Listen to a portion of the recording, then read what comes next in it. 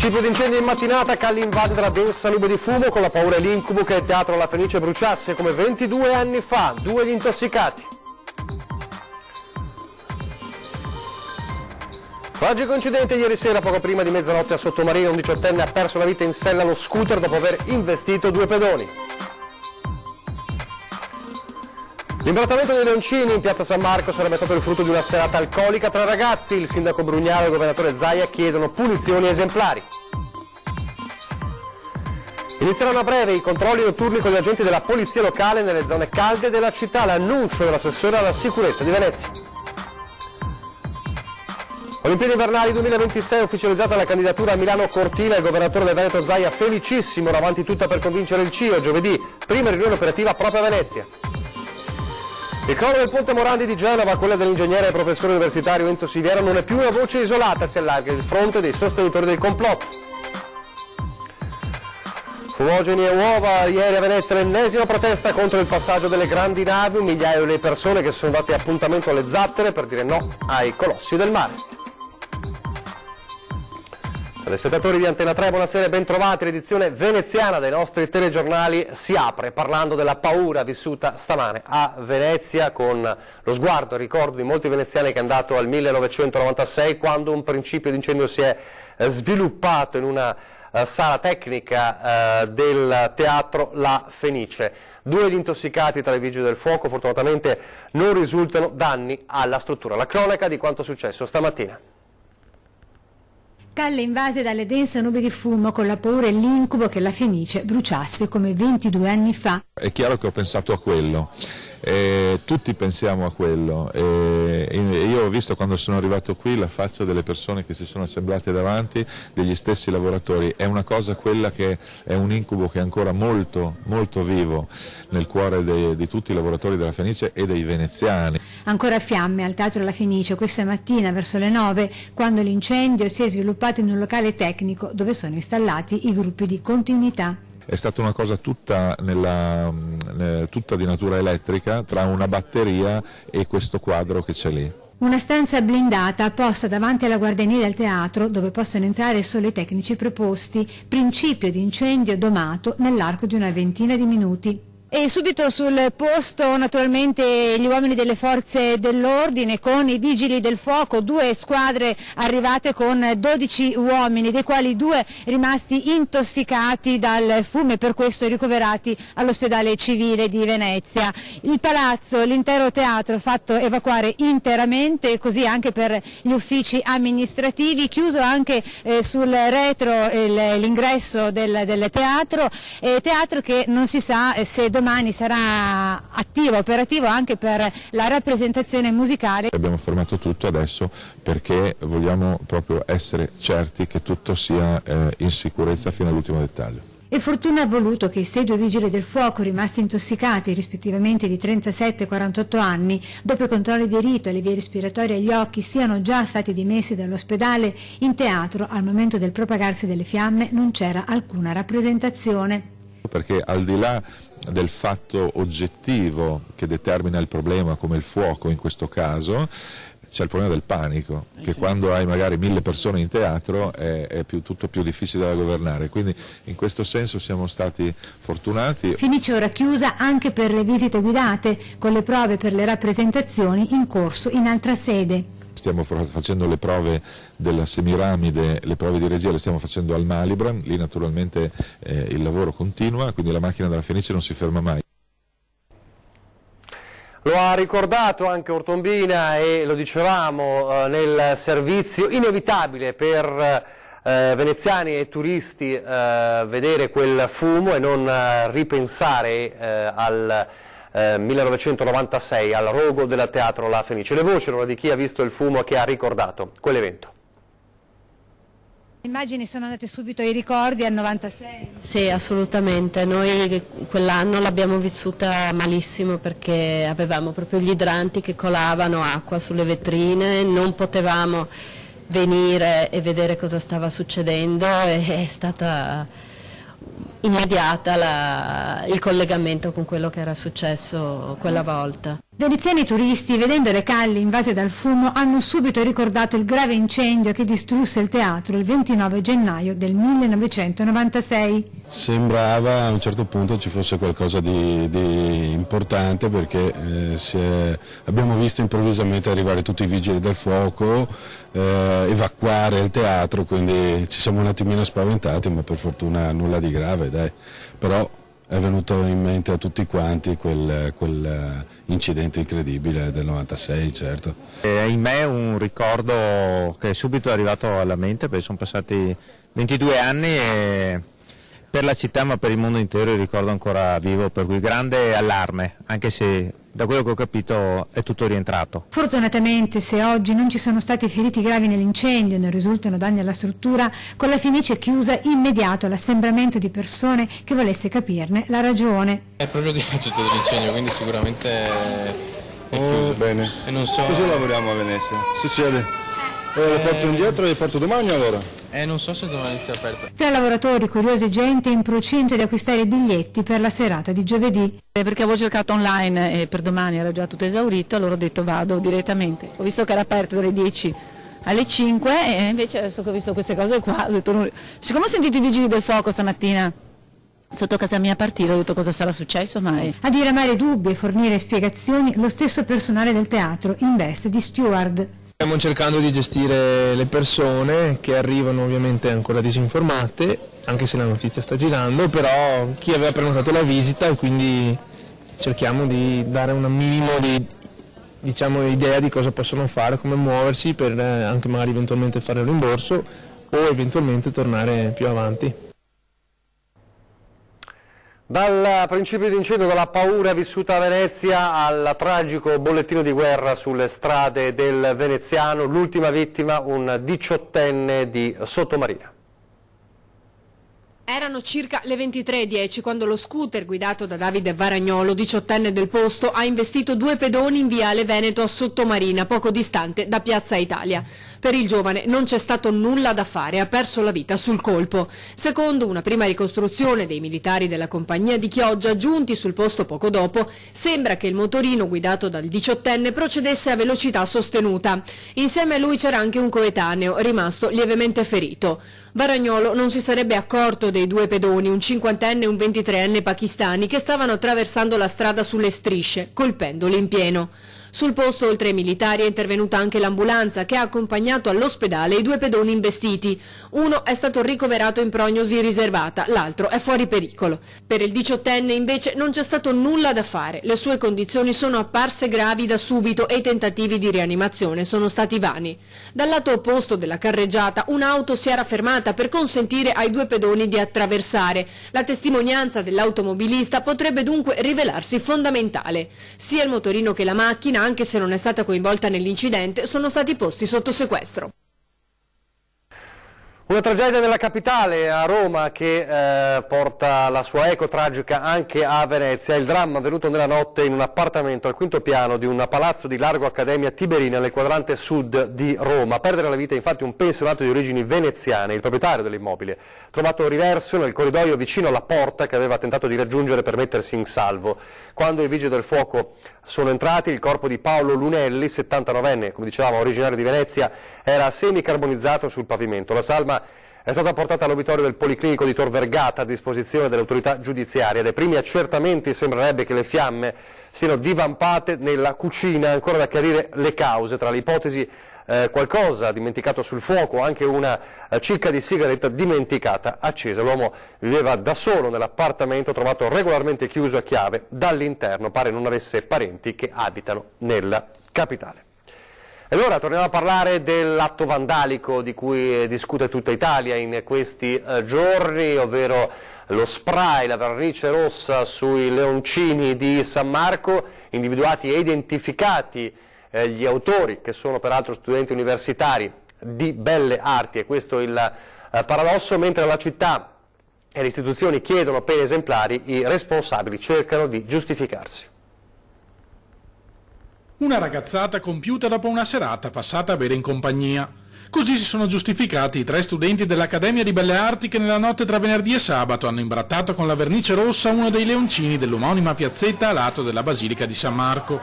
a fare i loro nomi una quarta persona, studentessa di Ca' Foscari, che domenica pomeriggio si è presentata come testimone alla caserma dei Carabinieri di San Zaccaria raccontando l'accaduto e prendendo le distanze dai compagni di bevute. 2 giovani di Brescia e Perugia e una ragazza di Trento. Tutti hanno tra i 20 e i 22 anni.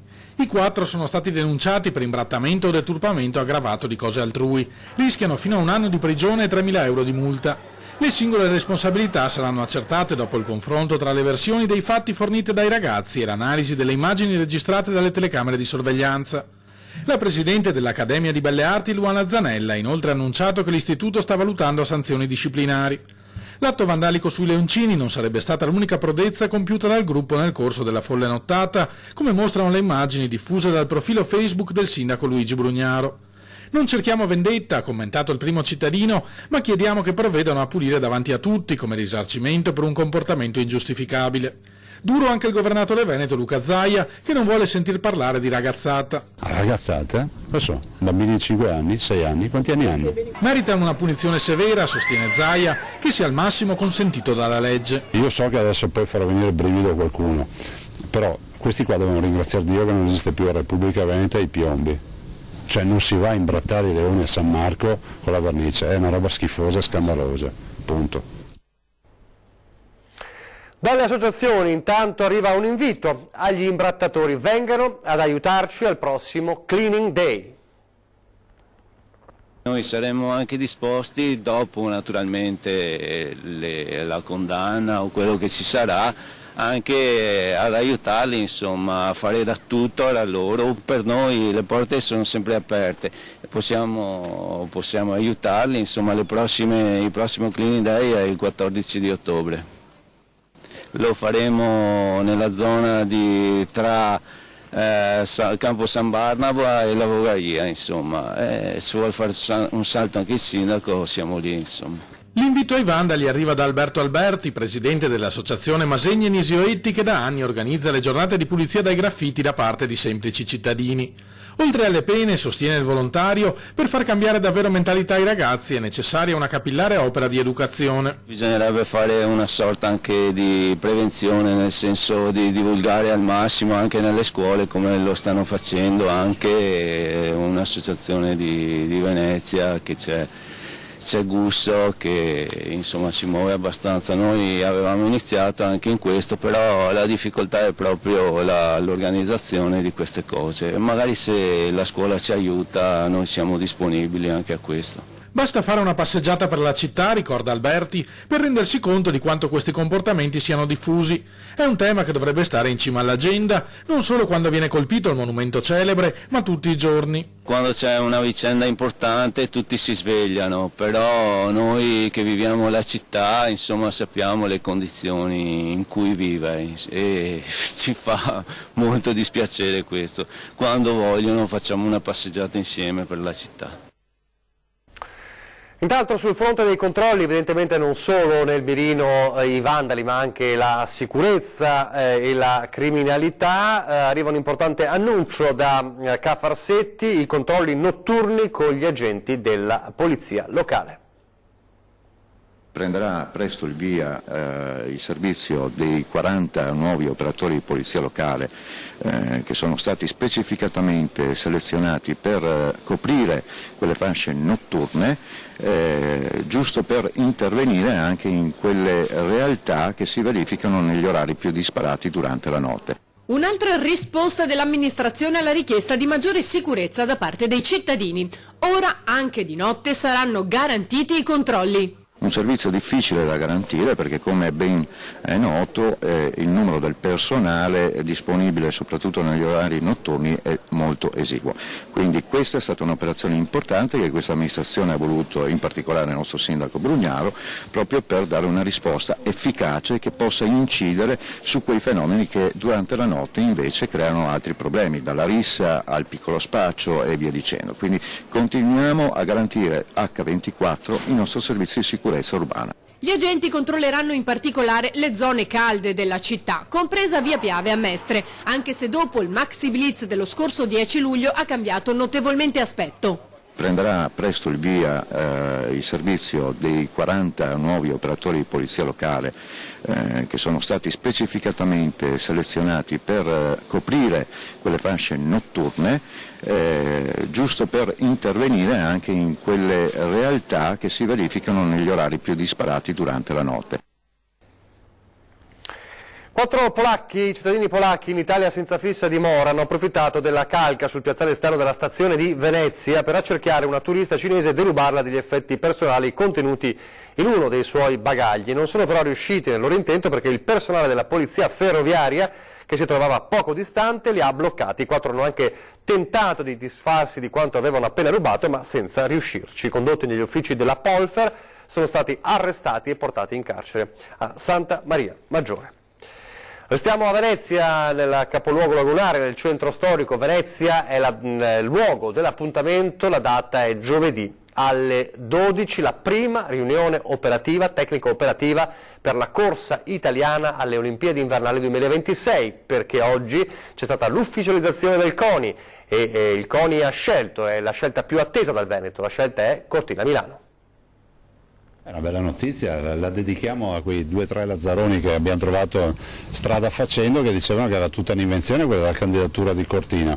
Prendano atto che in Argentina Malagò ci va con la candidatura, al congresso del CIO ci va con la candidatura Cortina-Milano. Olimpiadi 2026, il CONI ha deciso, la candidatura italiana sarà rappresentata da Cortina e Milano. Un progetto innovativo, ha scritto il presidente del CONI Giovanni Malagò nella lettera al Comitato Olimpico Internazionale che ufficializza la candidatura, che includerà non solo le 2 città ma anche le rispettive regioni, Veneto e Lombardia, entrambe pronte a sostenere l'offerta e fornire le garanzie. A noi è stato dedicato tutto lo sci alpino, il curling, e poi ovviamente abbiamo anche tutto quello che riguarda il bob, lo slittino e lo skeleton.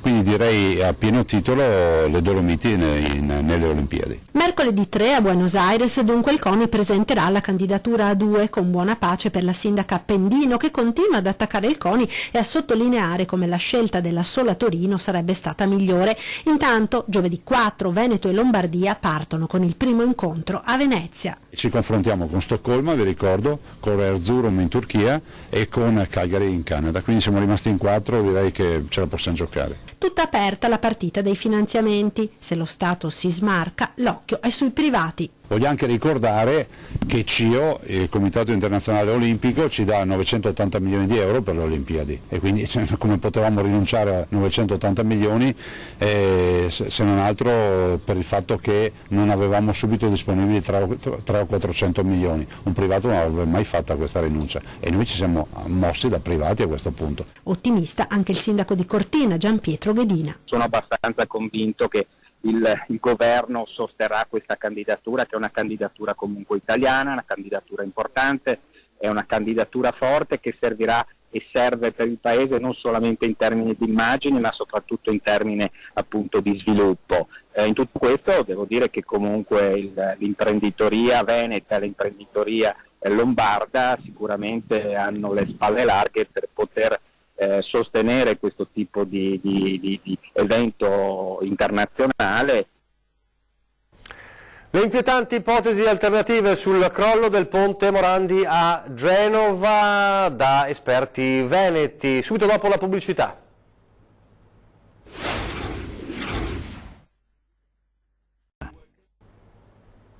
Rieccoci in studio in diretta con il telegiornale di Venezia per tornare a parlare del crollo del ponte Morandi a Genova. Ricorderete tutti la nostra intervista al professor Enzo Siviera, un ingegnere esperto, tra i maggiori esperti in Italia, padovano, sulle ipotesi inquietanti di una esplosione creata dall'uomo per il crollo del ponte Morandi. Ebbene, è un fronte, quello del complotto, che sembra allargarsi e abbiamo sentito un altro esperto, sentiamo.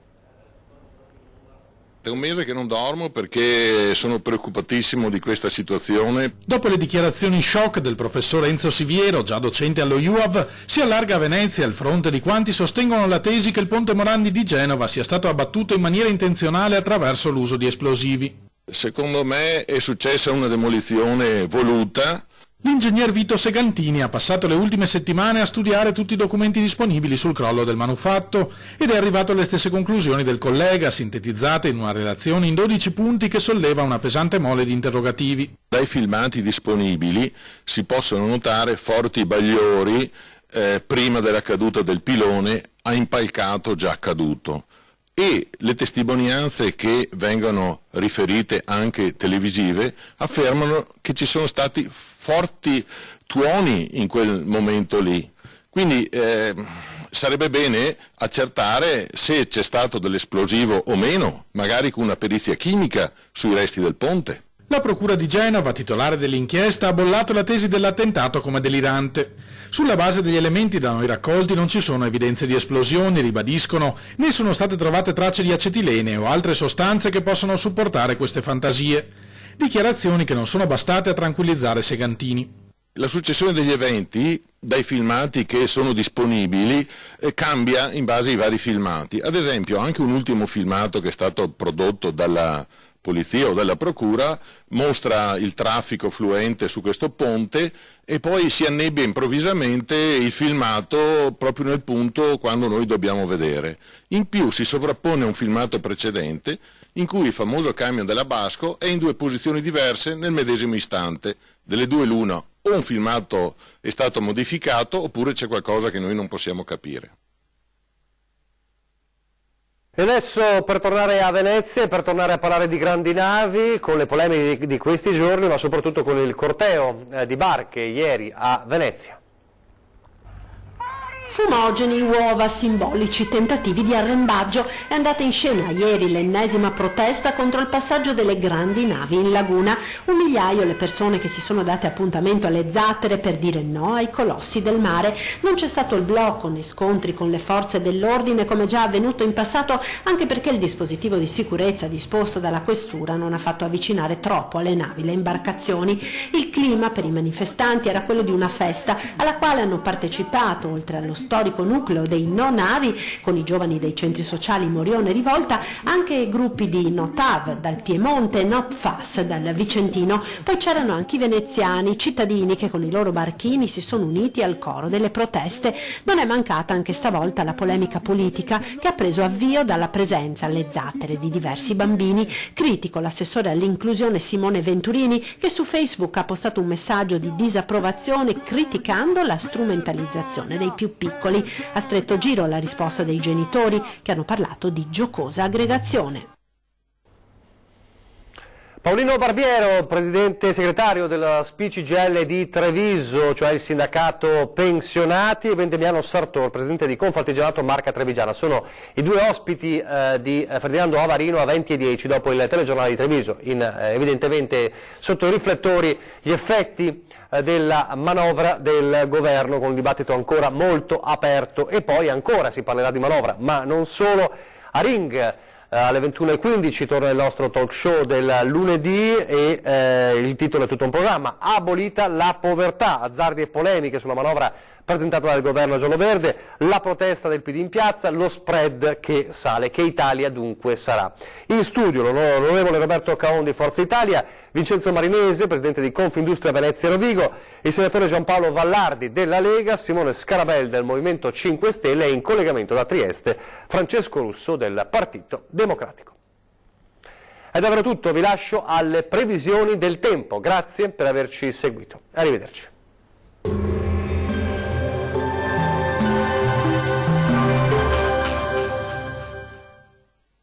Ben ritrovati al meteo. Torna ad essere asciutto e stabile sulle nostre regioni, ma vediamo il dettaglio di martedì 2 ottobre. Sul Veneto, come detto, la giornata sarà caratterizzata dal bel tempo. Sulla nostra regione il cielo risulterà molto nuvoloso o coperto al mattino, ma in genere senza fenomeni degni di nota. Ampio soleggiamento invece col passare delle ore. Temperature stazionarie con minime comprese tra 7 e 12 gradi. Valori massimi oscillanti invece tra 16 e 19 gradi circa. Diamo ora uno sguardo al Friuli Venezia Giulia. Poche novità, al mattino il cielo sarà molto nuvoloso e non si escludono dei residui piovaschi sulle province orientali della nostra regione. Andrà meglio dal pomeriggio con ampio soleggiamento ovunque. Temperature sostanzialmente stazionarie con minime tra 8 e 9 gradi, valori massimi compresi invece tra 15 e 17 gradi circa. Vediamo infine la situazione del Trentino Alto Adige. Non cambia di molto la previsione, bel tempo anche sulla nostra regione, sarà dunque asciutto e stabile e anche ampiamente soleggiato su tutti i settori, con il cielo che sarà sereno o al massimo poco nuvoloso. Temperature minime intorno ai 7 gradi. Le massime invece si attesteranno intorno ai 18 gradi circa. Dal meteo di Antenna 3 per ora è tutto. Arrivederci.